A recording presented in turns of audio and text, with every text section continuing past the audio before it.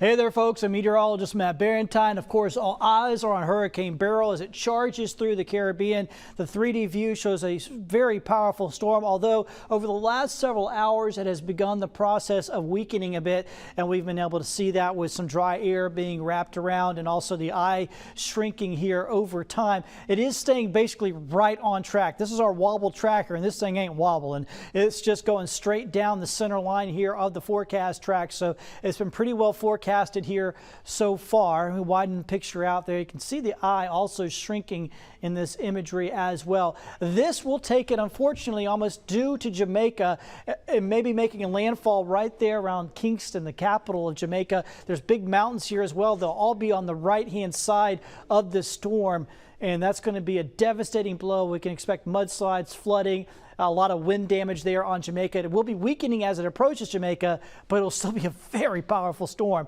160-mile-per-hour winds, Category 5 for now.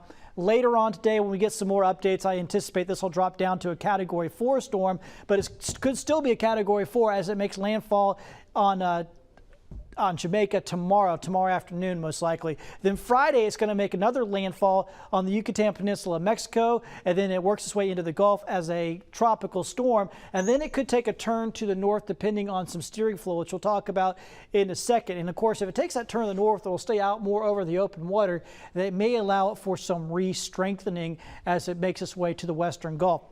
Here are the forecast models, and yeah, they're starting to come more in line with more of a Texas solution, maybe South Texas, Central Texas there over time. So we're going to have to see how this all works out. So what are the models looking at? They're looking at the steering flow. Here is the storm on Thursday. Here's a strong ridge of high pressure over us, pushing it to the west. It can't go over that. Think of this ridge like a mountain. Okay, this blocking area of high pressure, it's like a mountain. It can't climb over the mountain. But what happens is, watch right here. It splits, that ridge splits, and it opens a door for this thing to be dragged northward. Okay, and that's Sunday evening, and you can see there showing it moving towards South Texas or the Rio Grande Valley. We're still protected by the ridge, but Texas is in the weak part of the ridge. That allows the storm to move to the north, and once again, the longer it stays over open water there, the better chance it has of becoming a hurricane again there before it makes landfall, possibly in South Texas.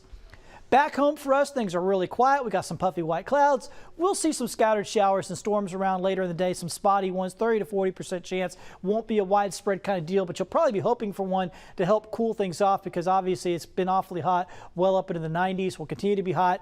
Good way to cool off next couple of days. We head to the beach. Got low rip current risk right through July 4th. As we head into the upcoming weekend, as that storm approaches the Gulf, things will start getting rough out there. We expect the rip current risk to go up, and that really will be our big impact from that storm. Those rip current risks will go up to high over the weekend and probably into early next week as well. Here's the fireworks forecast for July 4th.